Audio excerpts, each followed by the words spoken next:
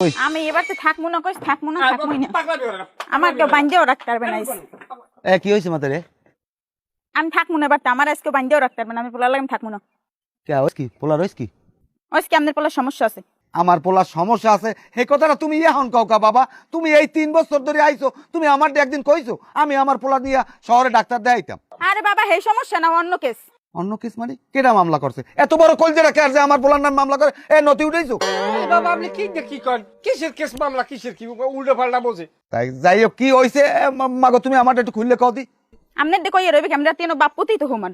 নাউজুবিল্লাহ আস্তাগফিরুল্লাহ, তুমি এই কথাটা আমার শহরের দিকে চাই কইতে পারলা বৌমা কও? হ্যাঁ এই 3 বছরের মধ্যে তুমি কইতে পারবা আমার শ্বশুরের দ্বারা এই এই মনে কষ্ট পাইছো?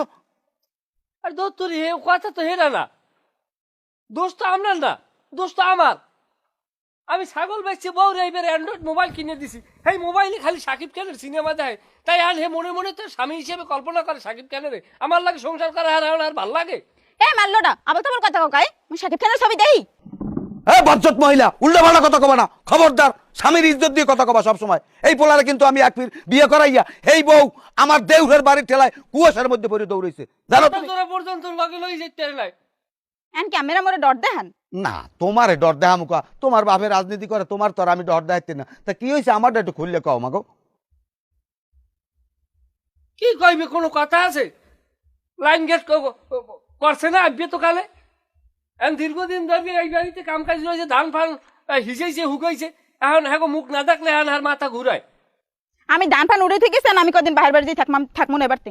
বুঝলাম তুমি ধান পান সব গুছাইয়ে থুয়ে গেছো, তা ওইসে কি আমারটা একটু খুললে কও, রাগই যাওয়া লাগবে কিতে বাবা। ওইসে কি আমি জানেন না দিন 24 ঘন্টা বেরি খায়ের মুহূর্তে মানুষ যাইতে পারে। তা তুমি হের মোহরদার যাও কা, তোমার কাম কি? ওই ফিরেন যায় কইও কি কম আব্বা, শান্তি করে গেলেন জন্মে আপনি, আজীবন আপনি বিড়ি ঠেঙ্গে গেলেন, কেউ আপনি নিষেধ করতে পারলে না। আর আমি আপনার বলা আমার কপালে শান্তি হই না, কি লেগে আমি একটা বিড়ি খেয়ে বউ আবার কপালে চলবে না কয়েন। হে দোষটা তো তোমার বাবু, তুমি তোমার বউরে বিড়ি খাওয়া হিয়াবা না, হ্যাঁ কি আমার ইয়েই দেওয়া লাগবে? তোমার মা আর আমি যতগুলো বিড়ি খাইছি হ্যাঁ যদি একখানে করতাম 10টা লাগবে টেরাক, 10টা টেরাক লাগবে। আজ পর্যন্ত তোমার মায় আমার চোখের দিকে তাকাই কথা কয় নাই যে গন্ধ গন্ধ যে কি শব্দ এইটা তোমার মায়ের মুখ দিয়ে আজ পর্যন্ত কয় নাই। কেমনি খাওয়াবো বিড়ি?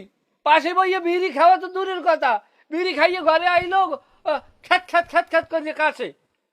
এর কোনো আছে যে আমার স্বামীটা বিড়ি খায়?